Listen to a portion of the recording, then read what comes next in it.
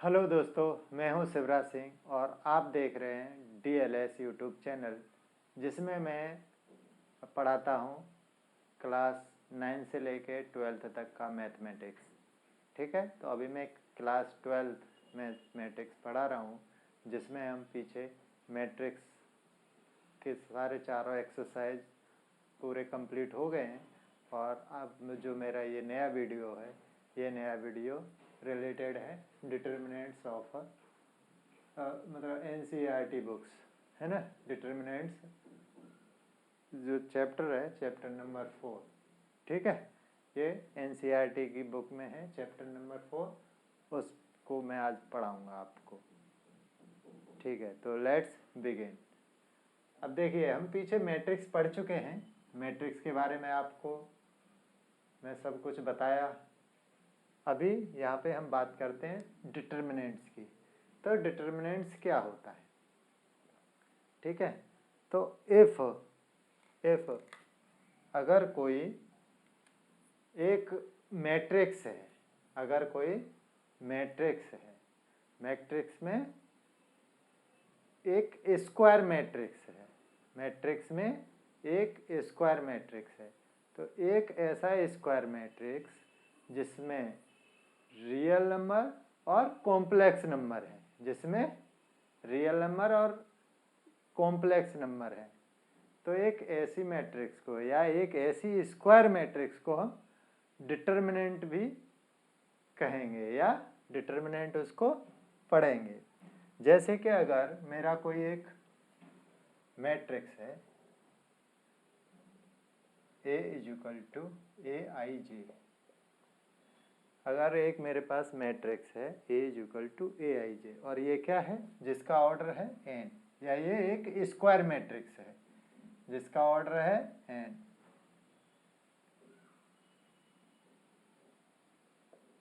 Order क्या है इसका n है, और ये एक स्क्वायर मैट्रिक्स है। कोई एक n ऑर्डर की स्क्वायर मैट्रिक्स जिसके एलिमेंट रियल या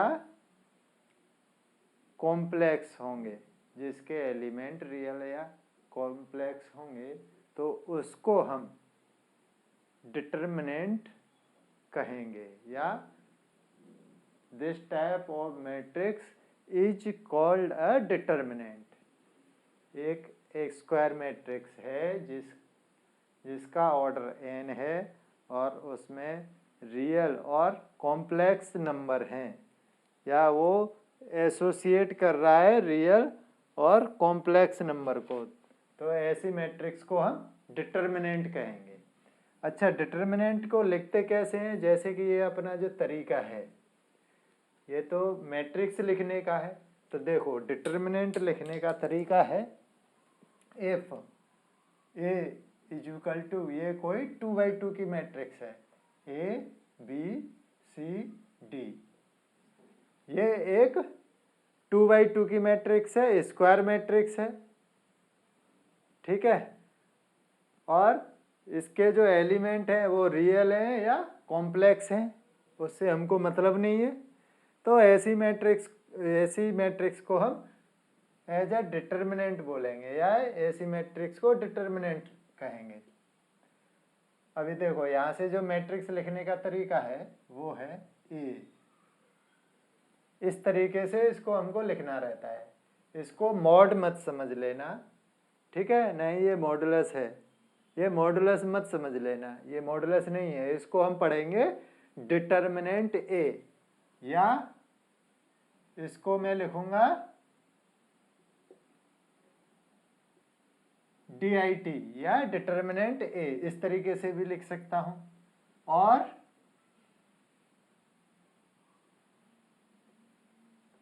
ये भी डिटर्मिनेंट का साइन है, ये भी डिटर्मिनेंट का साइन है। और तो देखो, जो मैट्रिक्स दिया था उसको मैं इस फॉर्म में लिखूंगा, A B C D,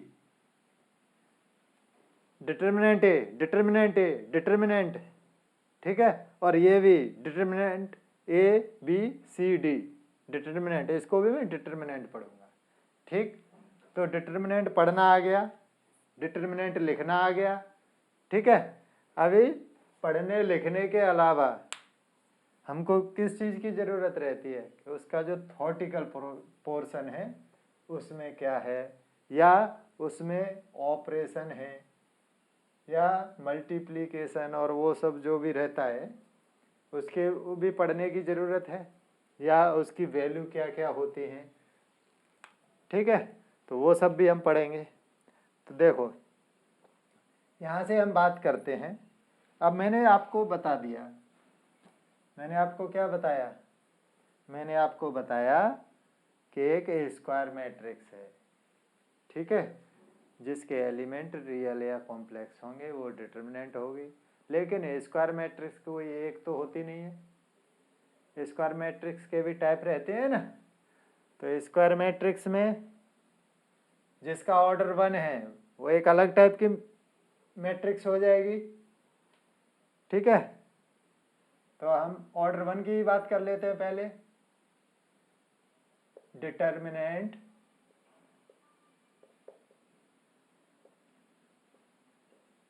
of a matrix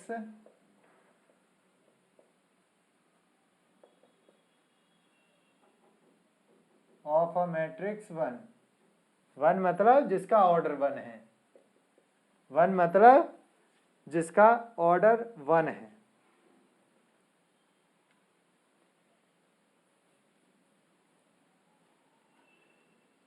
order 1 लिख ही देता हूं, ऑर्डर 1। ठीक है, अगर एक मैट्रिक्स है मेरे पास जिसका ऑर्डर 1 है तो उसका डिटर्मिनेंट क्या होगा। Suppose A is equal to A, इसका ऑर्डर कितना है 1 बाई 1, 1 बाई 1 बोलो या 1 बोलो एक ही बात है, क्योंकि I is equal to J, sorry M is equal to N। ठीक है, और M is equal to N होगा तो वो स्क्वायर मैट्रिक्स होगी। तो यहाँ से ये अगर कोई एक स्क्वायर मैट्रिक्स है, अगर मैं डिटर्मिनेंट A की बात करूँ तो वो अगर यहाँ पे ऑर्डर 1 है इसके लिए उसकी वैल्यू A होगी। ठीक है, या इसको डिटर्मिनेंट A बोल के A लिखो, ये दोनों एक ही चीज़ है। ठीक है, इसका जो फर्स्ट एक जो इसमें सिंगल एलिमेंट है, जो सिंगल एलिमेंट है वही डिटर्मिनेंट का वैल्यू होगा। ठीक, अभी मैं बात करूं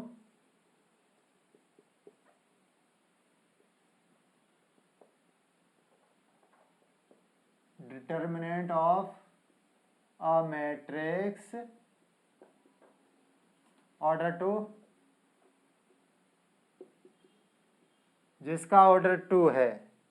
ठीक है, जिसका ऑर्डर 2 है, कोई एक मैट्रिक्स है A is equal to A11 general form A12 A21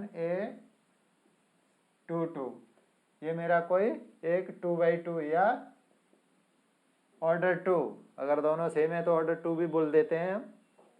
तो एक ऑर्डर 2 का एक मैट्रिक्स है, तो इसका जो डिटर्मिनेंट होगा, जो इसका डिटर्मिनेंट होगा वो किस फॉर्म में लिखेंगे बता देते हैं, बिल्कुल भी कंफ्यूज होने की ज़रूरत नहीं है।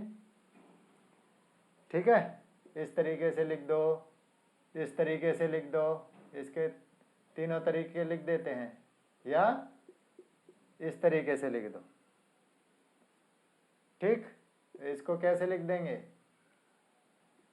A11 A12 A21 A22 A22। देखो इसको लिखने में क्या है, इसमें क्या है हम एक ब्रैकेट जैसा लगाते थे, इसमें क्या है सीधी लाइन खींच देते हैं, इसको हम डिटर्मिनेंट पढ़ते हैं। अब देखो ये आ गया, अब यहाँ तक तो ये हमने लिख दिया जैसा कि ये हमने यहाँ तक लिखा था। अब इसका हमको वैल्यू निकालना है, इस डिटर्मिनेंट का वैल्यू निकालना है। तो वो कैसे निकालना है, ये एक नई चीज़ है, इसको देख लो, ये मैट्रिक्स में आपने नहीं पढ़ा होगा। मैट्रिक्स में हम इस तरीके से वैल्यू नहीं निकालते थे, लेकिन डिटर्मिनेंट में हम इस तरीके से वैल्यू निकाल देते हैं अगर कोई रियल या कॉम्प्लेक्स नंबर होता है तो। और अगर कोई रियल या कॉम्प्लेक्स नंबर होगा जिस मैट्रिक्स में, वही डिटर्मिनेंट होगा। ठीक है, तो उसमें हम इस तरीके से वैल्यू निकालेंगे। तो इस तरीके से वैल्यू निकाल दो, इसका इसमें मल्टीप्लाई माइनस इसका इसमें मल्टीप्लाई, ऐसा समझने का है हमको। ठीक है, तो ये मैट्रिक्स ए, सॉरी मैं मैट्रिक्स बोल रहा हूँ, ये डिटर्मिनेंट ए है। ठीक है, क्योंकि अभी मैंने पीछे मैट्रिक्स पढ़ाया है तो मैट्रिक्स दिमाग से निकल नहीं रहा है। जब तक इसका 1-2 एक्सरसाइज नहीं होगा तब तक दिमाग में मैट्रिक्स ज़्यादा रहेगा। देखो A11 A22 A11 into A22 minus A12 into A21। ठीक है, तो ये अगर कोई 2×2 का मैट्रिक्स है, अगर ये कोई 2×2 का मैट्रिक्स है, उसका वैल्यू हमको निकालना है, तो हम इस तरीके से वैल्यू निकालेंगे। इसका इसके साथ मल्टीप्लाई करके माइनस इसका इसके साथ मल्टीप्लाई करके लिख देंगे, तो हमको ये डिटर्मिनेंट का वैल्यू निकल जाएगा अगर 2×2 का है तो। ठीक है, 1×1 का है तो उसके लिए मैं बता दिया, केवल जो एक ही एलिमेंट रहता है उसको रख दो एज इट, तो वो इसका वैल्यू हो गया। इसमें इस तरीके से निकालेंगे। अभी देखो, determinant of a matrix of order 1 हो गया, determinant of a matrix order 2 हो गया, अभी determinant of a matrix of order 3। ठीक है, जो अपना मेन रहेगा, जो डिटर्मिनेंट मेन रहेगा वो ऑर्डर 3 का रहेगा। ज़्यादातर क्वेश्चन आएंगे ना वो ऑर्डर 3 की मैट्रिक्स रहेगी, उससे बहुत सारे क्वेश्चन आएंगे। और ऑर्डर 1 ऑर्डर 2 का वैल्यू निकालना तो थोड़ा आसान है, लेकिन जो ऑर्डर 3 है उसके वैल्यू निकालने में थोड़ा सा आपको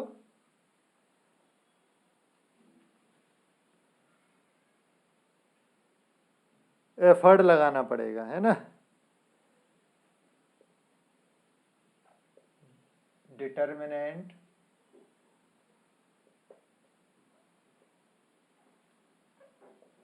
of a matrix of order 3×3 या 3 कुछ भी लिखो, जैसी आपकी इच्छा है। ठीक है, अभी हमको ऑर्डर 3 का एक मैट्रिक्स लेना है, उसका डिटर्मिनेंट निकालना है।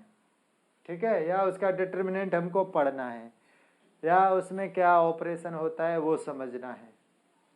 ठीक है, तो पहले तो मैं क्या करता हूँ,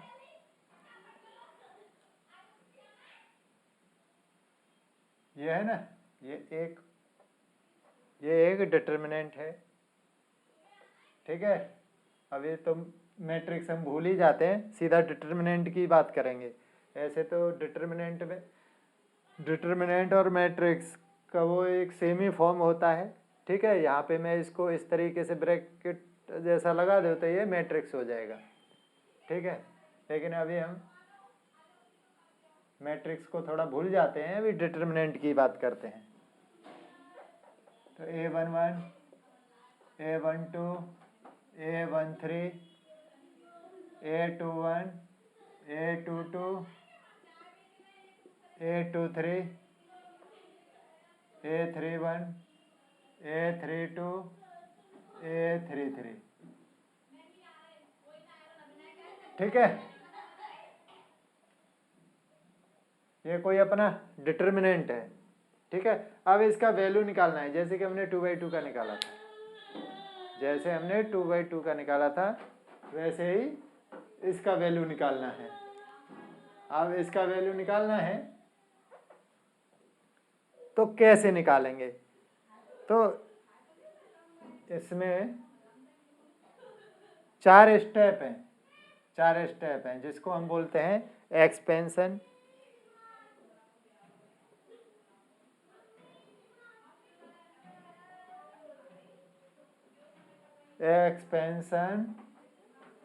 along first row।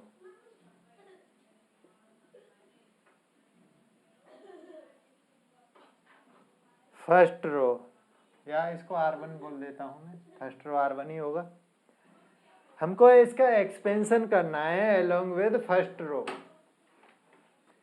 Expansion along first row, ठीक है। फर्स्ट रो क्या होता है अपना R1, ठीक है।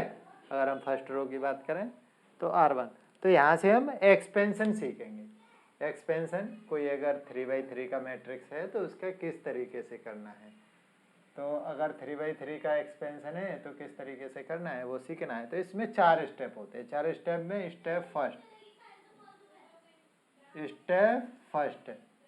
फर्स्ट में क्या है कि हमको इसका एक्सपेंशन करना है। देखो ऐसे तो इसमें बहुत सारा कुछ आप बुक में देखोगे तो लिखा हुआ है, ठीक है। तो वो आप चाहो तो मैं समझा भी सकता हूँ, लेकिन वो कुछ ज़्यादा है नहीं। हमको मैंने उसका एक शॉर्ट मेथड निकाला है, उसका क्या है, एक शॉर्ट मेथड निकाला है, ठीक है। और वो शॉर्ट मेथड है, शॉर्ट मेथड से मैं आपको सारी चीज़ें क्लियर कर दूंगा कि एक डिटर्मिनेंट का एक्सपेंशन कैसे करना है, वो आपको सब आ जाएगा। हालांकि मैं उसको थोड़ा सा डिस्क्राइब जरूर कर रहा हूँ, लेकिन इतना डिस्क्राइब करने की भी ज़रूरत थी नहीं, लेकिन मैं डिस्क्राइब इसलिए कर रहा हूँ कि आपको कोई भी चीज़ अच्छे से क्लियर हो जाए, कन्फ्यूजन ना हो, ठीक है। तो देखो हम क्या करते हैं, पहले कोई भी मैट्रिक्स है, कोई भी डिटर्मिनेंट है, कोई भी डिटर्मिनेंट का मुझे एक्सपेंशन करना है, तो जो अपना फर्स्ट स्टेप रहता है वो रहता है कि पहले हमको -1, ठीक है, -1 लिखना होता है। स्टेप फर्स्ट में क्या है, पहले हमको -1 लिखना रहता है। -1 लिखने के बाद जो अपना फर्स्ट रो में फर्स्ट एलिमेंट है, फर्स्ट रो में फर्स्ट एलिमेंट है, उसको पावर इस तरीके से, ऐसे तो वो -1, ठीक है, i+j रहता है, ठीक है, i+j रहता है। तो यहाँ पे ये i क्या है, 1 है, j क्या है, 1 है, दोनों 1 है, तो हम 1+1 लिख देंगे, ठीक है। अब इसके बाद क्या लिखेंगे, जो अपना एलिमेंट है, जो फर्स्ट रो का फर्स्ट एलिमेंट है, वो हमको लिख देना है। अब चलो वो भी लिख दिया मैंने, A11। फिर हमको क्या करना है कि ये रो है, फर्स्ट रो की बात कर रहे हैं, तो इसको हमको हाइड कर देना है। उसके बाद ये फर्स्ट कॉलम भी हाइड कर देना है। फर्स्ट रो फर्स्ट कॉलम दोनों में अगर हाइड कर दूंगा तो जो बचेगा उसमें जो मैंने 2×2 की मैट्रिक्स के लिए बताया था, वो इस तरीके से एक एरो लगा के बताया था ना, सेम वही चीज़ हमको यहाँ पे लिख देनी है, ठीक है। देखो यहाँ से क्या किया मैंने, पहले -1 लिया, -1 पे i और j की वैल्यू रख दी, i+j करके, ठीक है। एक ये डिटर्मिनेंट के लिए वो थ्योरी पढ़ोगे तो ये एक स्टैंडर्ड होता है कि हमको एक मैट्रिक्स का एक्सपेंशन करना है तो इस तरीके से लिखना रहता है, तो वो मैंने लिख दिया। उसके बाद जो हमने फर्स्ट रो लिया था, फर्स्ट रो का फर्स्ट एलिमेंट वो लिख दिया। फर्स्ट रो का फर्स्ट एलिमेंट लेने के बाद उसमें जो बचा उसको डिटर्मिनेंट की फॉर्म में लिख देते हैं, A22, A23, A32 और A33, ठीक। अब इसको मैं और थोड़ा सा सॉल्व कर दूं, जैसा कि 2×2 की डिटर्मिनेंट में किया था। तो 2×2 की डिटर्मिनेंट में मैंने इसको कैसे किया था, इस तरीके से 2 एरो लगाए थे, याद है, थोड़ी देर पहले ही। अब देखो यहाँ से देखो, ये -1 की पावर कितना, 1+1 तो 2 हो गया। तो -1 की पावर अगर 2 है तो 1 की पावर 2 तो 1 होता है, और माइनस की पावर 2 यानी कि माइनस की पावर अगर मैं इवन नंबर लूँ तो वो हमेशा प्लस ही आता है, ठीक है, वो प्लस आता है। तो यहाँ पे देखो इसका वैल्यू पूरे का 1 हो जाएगा, ठीक है। यहाँ पे ये चीज़ आपको ध्यान रखनी है कि यहाँ पे अगर दोनों का प्लस इवन आएगा, दोनों का प्लस इवन नंबर होगा तो ये अपना साइन प्लस रहेगा, और अगर ऑड रहेगा दोनों का प्लस तो वहाँ पे साइन मेरा क्या रहेगा, माइनस रहेगा। जैसे कि -1 की पावर 3 हो जाता है, -1 की पावर 5 हो जाता है, तो ये साइन माइनस रहेगा। तो यहाँ पे इवन नंबर आ रहा है तो ये प्लस हो जाएगा, तो प्लस लिखने की मुझे ज़रूरत है नहीं, तो यहाँ से मैं a11 लिखूँगा। a11 लिखने के बाद क्या करूँगा, दोनों का जो मैंने 2/2 की डिटर्मिनेंट का मैंने मल्टीप्लिकेशन किया था वही सेम यहाँ पे मैं कर दूँगा। a22 into a33 minus a23 into a32। ठीक, ये स्टेप 1 हो गया। देखो स्टेप 1 समझ में आ गया। मैंने फर्स्ट रो के लिए फर्स्ट एलिमेंट लिया, फर्स्ट एलिमेंट को इस तरीके से लिख दिया, फर्स्ट एलिमेंट को इस तरीके से लिख के उसको डिटर्मिनेंट फॉर्म में लिख दिया। डिटर्मिनेंट फॉर्म को ये मेरी एक 2/2 की डिटर्मिनेंट बन गई, और 2/2 की डिटर्मिनेंट बन गई तो उसमें मैंने जो पहला एलिमेंट लिया था a11, जो पहला एलिमेंट a11 लिया था उसको लिख दिया। उसके बाद a22 इंटू a33 जो मैंने आपको ये एरो के जो 2 मार्क लिख के दिखाए हैं उसके अकॉर्डिंग ये मैंने लिख दिया। तो ये अपना स्टेप 1 हो गया। अब सेम स्टेप 2, स्टेप 2 है, जो स्टेप 2 है तो जो हम यहाँ पे किसकी बात कर रहे हैं, रो की बात कर रहे हैं, एक्सपेंशन ऑफ फर्स्ट रो की बात कर रहे हैं, एक्सपेंशन ऑफ फर्स्ट रो की बात कर रहे हैं। तो हमने फर्स्ट एलिमेंट की तो बात कर ली, अब उस रो का सेकंड एलिमेंट है जो उसकी बात करेंगे, वो स्टेप सेकंड में करेंगे। तो यहाँ से देखिए सेम आपको क्या करना है, -1 की पावर यहाँ पे कितना हो जाएगा, 1 + 2 i + j करना है यहाँ पे, तो 1 + 2 हो जाएगा, 1 + 2। फिर उसके बाद ये एलिमेंट लिख देना है, तो ये एलिमेंट लिख दिया। उसके बाद डिटर्मिनेंट लिखना है।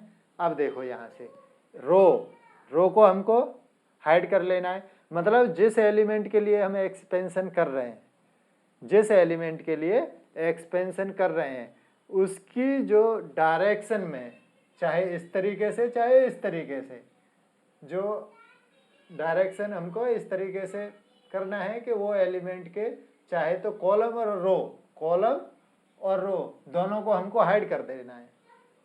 ठीक है, तो ये कॉलम हाइड कर दिया मैंने और ये रो हाइड कर दिया, तो जो बचता है उसको डिटर्मिनेंट फॉर्म में लिखना है। तो यहाँ पे क्या बचता है, a21 बचता है और a23 बचता है, a21 बचता है और a23 बचता है। उसके बाद क्या बचता है, a31 बचता है, a31 के बाद a33 बचता है। फिर इसको और एक्सपेंड कर देना है। देखो यहाँ से अब -1 की पावर 3 हो जाएगा, 1 + 2, तो यहाँ पे जो साइन है वो माइनस आएगा, यहाँ पे साइन माइनस आएगा क्योंकि ऑड नंबर है। उसके बाद a12 को लिख दूंगा मैं, जैसा कि स्टेप फर्स्ट में किया था, जो मैंने स्टेप फर्स्ट में किया वही स्टेप सेकंड में करना है मुझे। देखो a21 a33 minus a23 into a31, ये हो गया। अब देखो स्टेप 3, अभी हम स्टेप 3 की भी बात कर लेते हैं। यहाँ से स्टेप 3 भी बेसिकली कुछ है नहीं, स्टेप 3 है जो वो इस डिटर्मिनेंट में फर्स्ट रो के थर्ड एलिमेंट की बात कर रहा है, फर्स्ट रो के लिए थर्ड एलिमेंट की बात कर रहा है। तो इसमें देखो वही रहेगा, -1 की पावर, थर्ड रो में क्या है, a13 है तो 1 + 3 हो जाएगा, फिर a13 लिख देंगे, उसके बाद डिटर्मिनेंट लिख देंगे। डिटर्मिनेंट कैसे लिखेंगे, पूरा इसका जो एलिमेंट का है ये कॉलम हाइड करना है और इसका रो हाइड करना है, रो और कॉलम दोनों हाइड कर देना है और जो बचेगा वो डिटर्मिनेंट में लिख देना है। तो देखो A31 लिख दिया मैंने, उसके बाद A32 लिख दिया, सॉरी A2, हाँ A32 लिख, A22 सॉरी, देखो ये थोड़ा गलत कर दिया मैंने, हाँ यहाँ से देखो ये हाइड हो गया, ये हाइड हो गया, तो A21 लिख, A21 बचेगा, A21 और A22, A21 A22, उसके बाद A31 और A32, यही बचेगा। अब इसको एक्सपेंड करोगे या इसको इस तरीके से लिखोगे, इस तरीके से लिखोगे तो क्या आएगा, A13 जो -1 है उसकी पावर 4, उसकी पावर 4 है, तो जो -1 है वो +1 हो जाएगा और वो +1 का मैं यहाँ पे कुछ लिखता नहीं हूँ, ठीक है, क्योंकि +1 का तो क्या लिखना है वो उसमें इंक्लूड ही रहेगा। 13 मैं यहाँ पे लिख देता हूँ और इसको एक्सपेंड कर देता हूँ, इसको एक्सपेंड करता हूँ, इसको एक्सपेंड करूँगा तो A21 into A32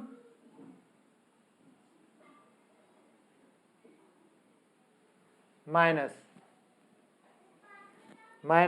A22 into A31,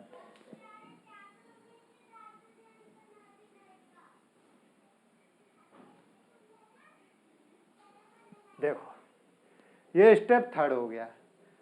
अब यहाँ से स्टेप 4, यहाँ से स्टेप 4 की बात करेंगे।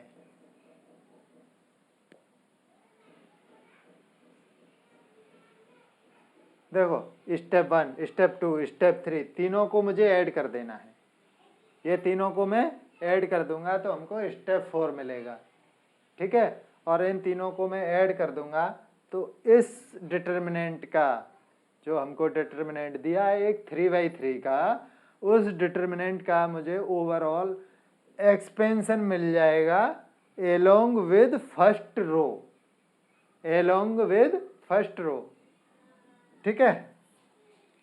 अभी देखो ये जो एक्सपेंशन है वो along with first row expansion है। अभी यहाँ पे मैं बात करूँ कि मुझे एक्सपेंशन चाहिए फर्स्ट रो के लिए नहीं चाहिए, मुझे सेकंड रो के लिए चाहिए, ठीक है। तो सेकंड रो के लिए अगर आपको एक्सपेंशन चाहिए तो यही 3 स्टेप लगाओगे, फिर वो पूछ सकता है कि ठीक है मुझे सेकंड रो के लिए एक्सपेंशन नहीं चाहिए, मुझे चाहिए थर्ड रो के लिए एक्सपेंशन, तो थर्ड रो के लिए भी एक्सपेंशन ये 3 स्टेप लगाओगे, ठीक है। फिर वो कॉलम की भी बात कर सकता है इसमें, वो बोलता है कि ठीक है भाई ये तो आपने उसके लिए निकाला है रो के लिए, अब मेरे को कॉलम के लिए चाहिए, तो सेम जैसे मैंने रो के लिए निकाला है सेम कॉलम के लिए निकाल सकते हो।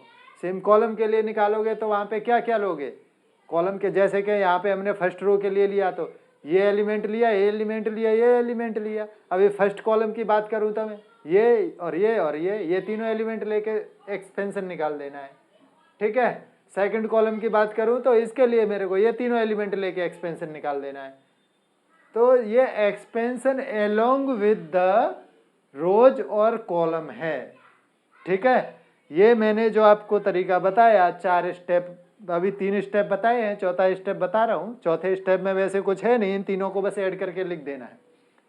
इन तीनों को अगर मैं ऐड करके लिख देता हूँ तो ये स्टेप 4 हो जाएगा, ठीक है। तो देखो चलो स्टेप 4 में क्या है कि मुझे इन तीनों को ऐड करके लिख देना है।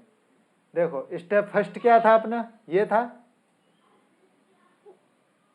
तो देखो यहाँ से -1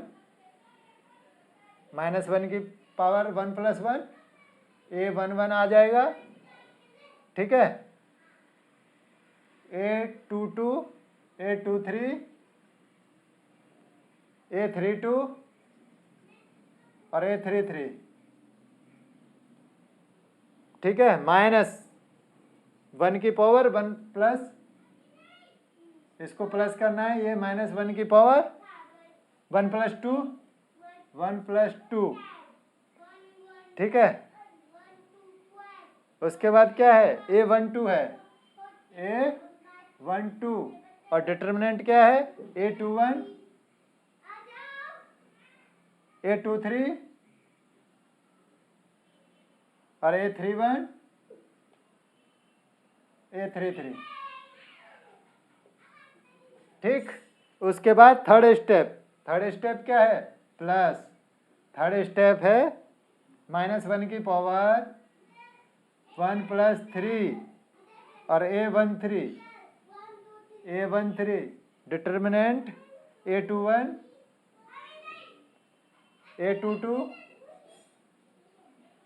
A31 और A32।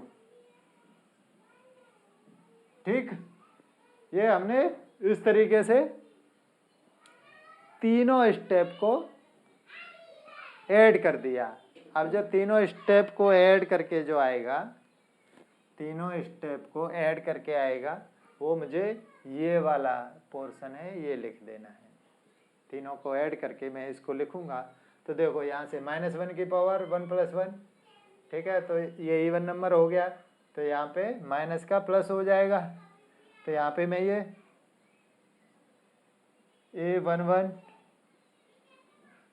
A22 A33 minus A23 A32।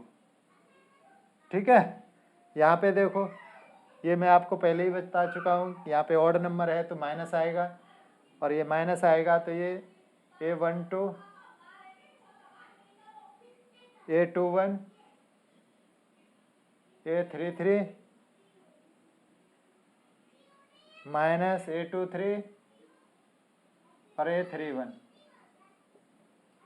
ठीक है, अब बाद में इवन नंबर है तो ये प्लस हो जाएगा, A13 के बाद ये बचा अपना A21 A32 माइनस A22 और A31। देखो ये एक्सपेंशन है along with the first row. ठीक है, ये डिटर्मिनेंट का वैल्यू हमने ए का निकाल दिया, ये डिटर्मिनेंट ए का वैल्यू निकाल दिया।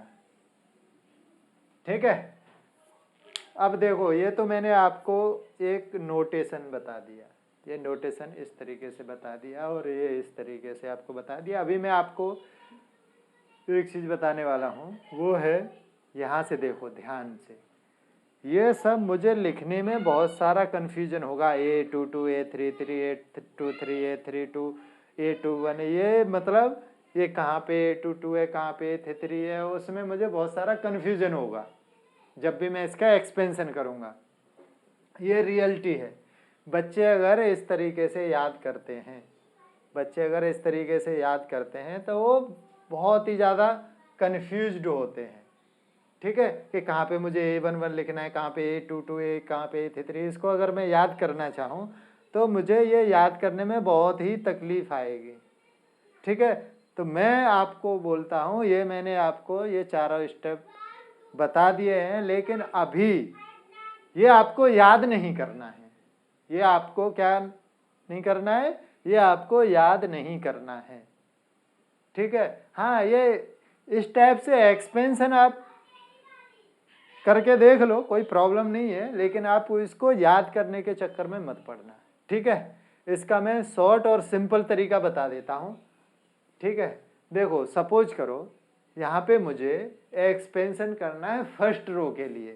ठीक है, वो first row second row third row, या first column second column third column, वो सब के लिए सेम है। ठीक है, ऐसा नहीं है कि ये चारों स्टेप सबके लिए सेम आएंगे, बस वैल्यू चेंज हो जाएंगी। वैल्यू चेंज कैसे होगी वो मैं आपको बताता हूँ, लेकिन अभी हमने क्या है, ये एक्सपेंशन फर्स्ट रो के लिए किया है, तो मैं इसको फर्स्ट रो आपको याद ना करना रहे उसके लिए मैं तरीका बता देता हूँ। तो तरीका क्या है, तरीका देख लीजिए। फर्स्ट रो के लिए मुझे एक्सपेंशन करना है तो मुझे इस रो पे फोकस करना है, इस रो पे मुझे फोकस करना है, तो मुझे क्या करना है, सबसे पहले फर्स्ट एलिमेंट लेना है। मैंने फर्स्ट रो का फर्स्ट एलिमेंट ले लिया, फर्स्ट एलिमेंट को मुझे यहाँ पे लिख देना है, फर्स्ट एलिमेंट को यहाँ पे लिख देना है। ये देखो, ये यहाँ पे फर्स्ट एलिमेंट लिखा है, यहाँ पे फर्स्ट एलिमेंट को लिख देना है। फर्स्ट एलिमेंट के बाद मुझे क्या करना है, उसका रो हाइड कर देना है, कॉलम हाइड कर देना है। रो को भूल जाओ, कॉलम को भूल जाओ।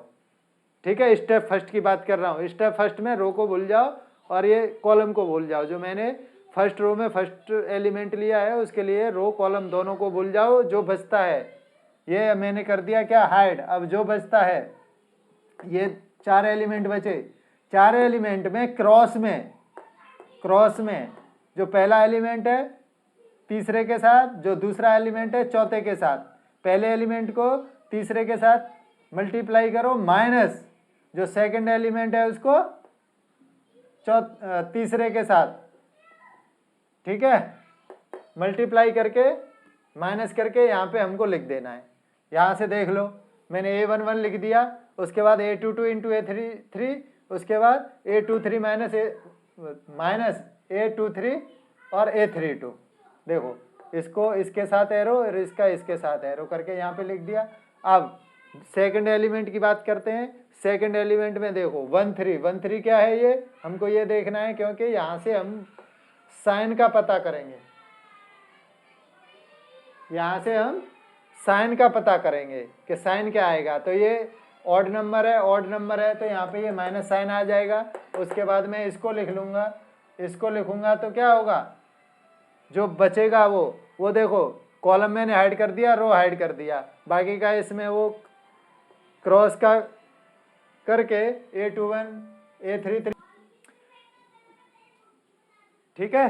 तो अभी स्टेप थर्ड की बात करते हैं। स्टेप थर्ड में क्या है, 13 लिख देना है। 1 प्लस 3 4 होगा, तो जो साइन है वो प्लस आएगा, वो साइन प्लस आएगा, ये कॉलम हाइड हो जाएगा, ये रो हाइड होगा। जो बचेगा उसको वो एरो का मार्किंग करके यहाँ पे मल्टीप्लिकेशन का साइन लगा के और यहाँ पे हमको लिख देना है, ठीक है। तो ये लिख दिया मैंने, ठीक। तो ये अपना एक स्टैंडर्ड तरीका हो गया। हम जितने भी क्वेश्चन आएंगे उस सब में जो एक्सपेंशन करेंगे, तो मैं ये A22 A33 ये कुछ नहीं बोलने वाला हूँ, सीधा मैं ये 2 रो या एक 2 रो मतलब एक रो और एक कॉलम हाइड करूँगा, जो बचेगा उसको मल्टीप्लाई करके लिख दूंगा, माइनस करके वो जो दूसरा आएगा उसको मल्टीप्लाई करके लिख दूंगा, ठीक है। और इसी तरीके से हम जितना भी एक्सपेंशन आएगा वो सारा एक्सपेंशन करते जाएंगे, ठीक है। तो इसको याद करने की बिल्कुल भी आपको ज़रूरत है नहीं, ठीक है। जितना इसको याद करोगे तो कंफ्यूज होगे।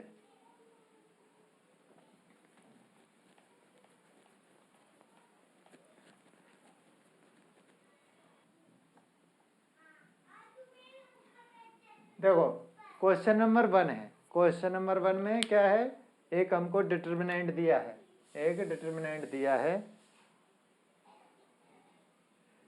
डिटर्मिनेंट क्या है 2 4 -5 और -1। इसको इवेल्युएट करना है, या मैं बोलूँ तो इसका हमको वैल्यू निकालना है। ये डिटर्मिनेंट दिया है, इसका वैल्यू निकालना है, इसको इवेल्युएट करना है, ठीक है। तो ये क्वेश्चन नंबर 1 में ये डिटर्मिनेंट दिया है, इसको इवेल्युएट करते हैं। चलो, तो इवेल्युएट के लिए मैंने क्या बताया था, अगर 2/2 का एक कोई डिटर्मिनेंट है तो इसके लिए इस तरीके से हमको रो लगाने हैं,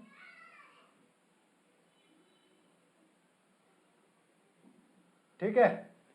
ये रो लगाना है इज इक्वल टू इसका इसके साथ मल्टीप्लीकेशन 2 इंटू -1 माइनस इसका इसके साथ मल्टीप्लीकेशन, ठीक है। ये ब्रैकेट लगा लेते हैं जिससे कि हमको माइनस साइन में कोई मिस्टेक ना हो, ठीक है। 4 इंटू -5। अब देखिए यहाँ से इसका वैल्यू निकालना है तो 2 इंटू -1, तो ये -2 हो गया, -5 इंटू 4 इंटू -5 है तो -20 हो गया। जो -20 होगा उससे ये प्लस हो जाएगा क्योंकि यहाँ पे पहले माइनस था, ठीक है। तो 20 -2, तो ये वैल्यू कितनी आ गई 18, वैल्यू कितनी आ गई 18। बहुत ही सिंपल क्वेश्चन था, ठीक है। अभी देखो इसमें एक और है 2/2 का, एक और मैं आपको क्वेश्चन करा देता हूँ। बाकी के आप भी खुद से ट्राई करोगे। फिर मैं 3/3 का कराऊंगा। ये 2 का सेकंड पार्ट है, 2 का सेकंड पार्ट है, इसको करवाता हूँ। ठीक है, ये केवल मैं आपको इसलिए करवा देता हूँ। एक ये डिटर्मिनेंट दिया है x² - x + 1, x² - x + 1 और x - 1, फिर दिया है x + 1 x + 1 x + 1 और x + 1। ये डिटर्मिनेंट दिया है, इसको इवेल्युएट करना है। इवेल्युएट करने के लिए वो हमको सिंपल सा तरीका लगाना है। सिंपल सा तरीका लगाओगे तो क्या होगा, x² - x + 1 और x + 1, ठीक है, माइनस x - 1 इंटू x + 1। अब देखो यहाँ से इसको अंदर इसका मल्टीप्लाई कर देते हैं तो ये x³ हो जाएगा -x² + x, ठीक है, प्लस x² - x + 1। ठीक, इसका और इसका देखो ये फॉर्मूला बन रहा है a² - b² का, a² - b² का फॉर्मूला बन रहा है, और ये a² - b² का फॉर्मूला बन रहा है, और एक ये माइनस है। ठीक है, ये क्या होगा, x² - 1² होगा। अब देखिए ये x3 हो गया, ये x² और ये प्लस x² है, नहीं सॉरी ये भी -x² ही होगा, नहीं सही है, प्लस ही होगा। देखो ये -x² है, ये x² है, ये x है प्लस का और ये -x है, तो ये दोनों से कैंसिल हो जाएंगे। यहाँ पे x³ + 1 बचेगा और माइनस ये x² माइनस से ये प्लस हो जाएगा। ठीक है, ये माइनस से ये प्लस होगा, तो जो अपना आंसर आएगा वो क्या आएगा, x³ माइनस x² + 1, नहीं +1 और +1 +2 आएगा। ठीक है, ये आंसर है।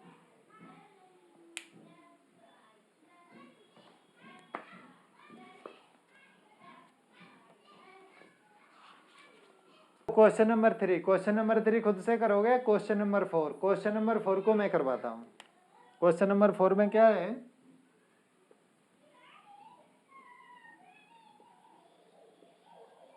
क्वेश्चन नंबर 4 में दिया है एक डिटर्मिनेंट, एक मैट्रिक्स दिया है, if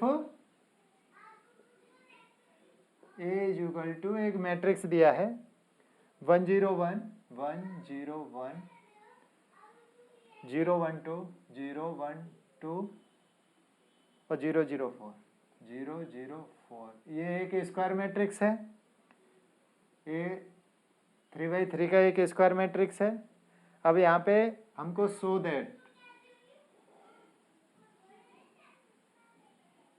that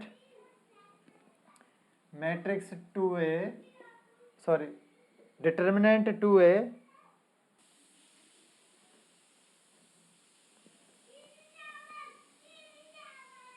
determinant 3A = 27 determinant A prove करना है। हमको प्रूव करना है डिटर्मिनेंट 3A = 27A। ठीक है, तो देखिए यहाँ से हमको अगर वैल्यू निकालना है, यहाँ से हमको वैल्यू निकालना है A का। ठीक है, डिटर्मिनेंट A का अगर वैल्यू निकालना है तो हम इसका एक्सपेंशन कर देंगे। आप एक चीज़ देखना, आप अगर एक्सपेंशन करते हो, ठीक है ना, अगर आप एक्सपेंशन करते हो किसी भी डिटर्मिनेंट का, तो किसी भी डिटर्मिनेंट का अगर आप एक्सपेंशन करोगे तो उसका जो एक्सपेंशन के बाद वैल्यू मिलेगा वो सेम वैल्यू मिलेगा, चाहे आप रो के अलोंग विद करो, कॉलम के अलोंग विद करो, या किसी भी रो के अलोंग विद करो और किसी भी कॉलम के अलोंग विद करो। तो हमको क्या है, यहाँ पे इसका एक्सपेंशन करना है। इसका एक्सपेंशन करेंगे तो डिटर्मिनेंट A निकलेगा। ठीक है, और डिटर्मिनेंट ए निकलेगा, तो यहाँ से हमको डिटर्मिनेंट ए मिल जाएगा।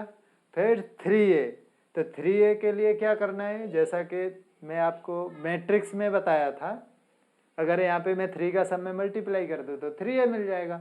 लेकिन हमको यहाँ पे दिखाना है कि 3a determinant is equal to 27a determinant होगा कि नहीं होगा।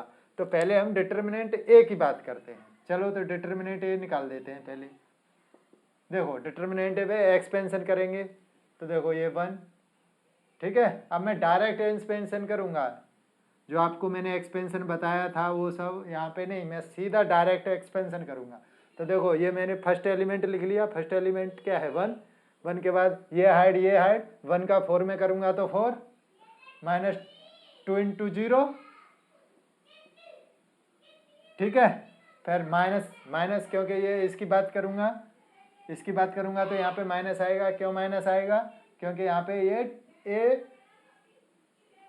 A12 है, A12 1 + 2 तो 3 होगा तो माइनस आएगा क्योंकि ऑड नंबर है, ठीक है। अब यहाँ पे मैं 0 लिखूंगा, मेरे को ये एलिमेंट लिखना रहेगा ना, ये 0 लिख लिया। अगर ये 0 लिख लिया तो मुझे कुछ देखने की ज़रूरत है ही नहीं। आप चाहो तो लिख सकते हो, क्योंकि ये 0 क्या करेगा, पूरे को 0 कर देगा। तो देखो मैं लिख देता हूँ क्योंकि आपको समझ में आए, बाकी का तो ये पूरा 0 होने वाला है ही। देखो 4 इंटू 0 और 0 इंटू 2, 4 इंटू 0 माइनस 0 इंटू 2, तो ये तो पहले से ही 0 था, इसमें 2 0 और आ गए, उसका कोई मीनिंग है नहीं। अब देखो थर्ड एलिमेंट के लिए, तो सॉरी फर्स्ट रो के थर्ड एलिमेंट के लिए क्या है, ये हाइड कर दिया मैंने, ये हाइड कर दिया, इसका इसके साथ, इसका इसके साथ, ये भी 0 ही आएगा, 0 माइनस 0, ठीक है। तो यहाँ पे जो डिटर्मिनेंट ए का वैल्यू निकला वो यहाँ से आपको क्या मिल गया, देखो ये 0 हो गया, ये 0 हो गया, यहाँ से ये आपका 1 है, और ये 4 माइनस 2 इंटू 0, तो ये भी 0 है, तो यहाँ पे 1 इंटू 4 आएगा। तो जो इसकी वैल्यू होगी वो कितनी आएगी, डिटर्मिनेंट ए की वैल्यू 4 आ गई, डिटर्मिनेंट ए की वैल्यू 4 आ गई। अभी देखो डिटर्मिनेंट 3a निकालना है हमको, तो 3a डिटर्मिनेंट निकालने के लिए मुझे ये जो मैट्रिक्स ए है उसको 3a बनाना रहेगा। तो मैट्रिक्स ए है उसको मैं 3a बना लेता हूँ। चलो मैट्रिक्स 3a को मैं मैट्रिक्स ए को मैट्रिक्स 3a बना लेता हूँ। तो 3 का जितने भी एलिमेंट है उसमें मल्टीप्लाई कर दूंगा,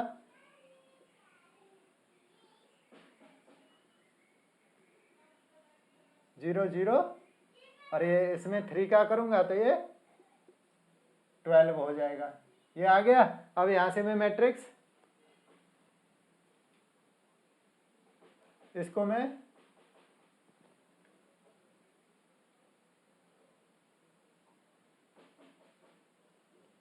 थ्री ए डिटर्मिनेंट का वैल्यू निकालता हूँ। चलो तो 3a डिटर्मिनेंट का वैल्यू निकालो।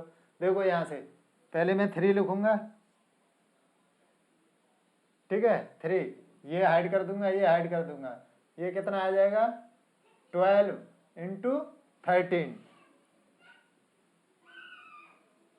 माइनस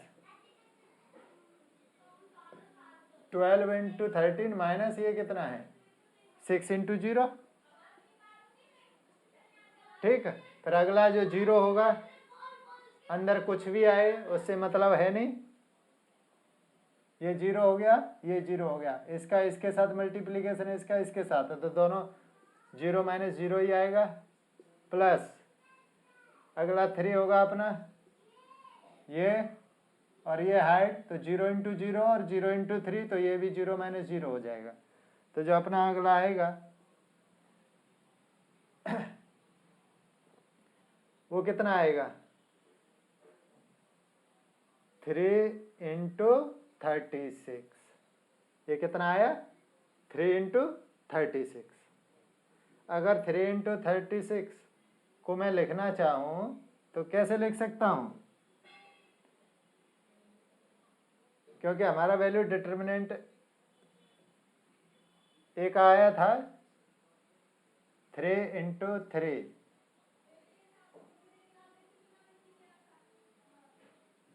इंटू 3 इंटू 4, इस तरीके से लिख सकता हूँ। देखो 3 इंटू 3 तो था, 3 इंटू 3 तो 3 इंटू 3 9, 9 इंटू 4 36 हो गया। तो मैंने इसको इसके लिए लिखा है कि हमको जो प्रूव करना है वो 27 इंटू 4, ये कितना आ गया, 3a का वैल्यू कितना आ गया 27 इंटू 4। तो इसको मैं बोल सकता हूँ, मैं 3a लेके चला था तो यहाँ पे मुझे क्या मिल गया, ये 4 क्या है, डिटर्मिनेंट a है, तो इसको 4 इंटू डिटर्मिनेंट a बोल सकता हूँ मैं। ठीक है, हमको यही प्रूव करना था। देखो 3a लेके चला था, यहाँ पे डिटर्मिनेंट 3a लेके चला था, यहाँ पे 4 इंटू डिटर्मिनेंट a आ गया, 4 into determinant 27 into determinant a आ गया। 4 की जगह मैंने डिटर्मिनेंट a लिखा है। ठीक है, 4 की जगह ही तो मैंने डिटर्मिनेंट a लिखा है क्योंकि डिटर्मिनेंट a का वैल्यू 4 आया था, तो यहाँ पे 27 इंटू डिटर्मिनेंट a आ गया। ठीक है, तो ये जो कंडीशन थी हमारी वो प्रूव हो गई। अभी देखो ये क्वेश्चन करने में आपको इतना तकलीफ नहीं आया होगा, और इसके जो मैंने एक्सपेंशन बताया था सेम वही एक्सपेंशन लगाया है, लेकिन वो याद करके मैंने नहीं लगाया। वो क्या है कि मैंने इसको इसमें समझ के वो एक्सपेंशन लगाया है, तो वो इजी हो गया है, तो इसको याद करने की जरूरत है नहीं। अभी देखो क्वेश्चन नंबर 4 हो गया। क्वेश्चन नंबर 5 में भी वो इवेल्युएशन करवा रहा है, सेम जो मैंने एक्सपेंशन किया, जो मैंने डिटर्मिनेंट ए निकाला है, यहाँ पे डिटर्मिनेंट ए करके एक्सपेंशन किया है, तो जो एक्सपेंशन किया है वही इवेल्युएशन है या वही इवेल्युएट है, इवेल्युएट ऑफ डिटर्मिनेट्स। ठीक है, तो आपको एक्सपेंशन करना है, आपको आंसर मिलेगा। मैं करवाता हूँ क्वेश्चन नंबर 7।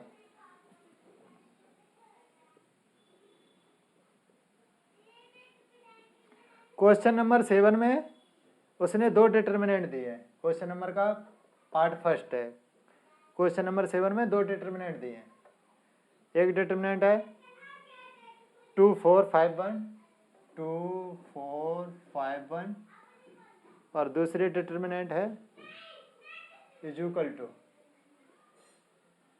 मतलब एक ये इक्वेशन टाइप का दिया है 2x 4 और 6 और x, इसमें फाइंड करना है हमको।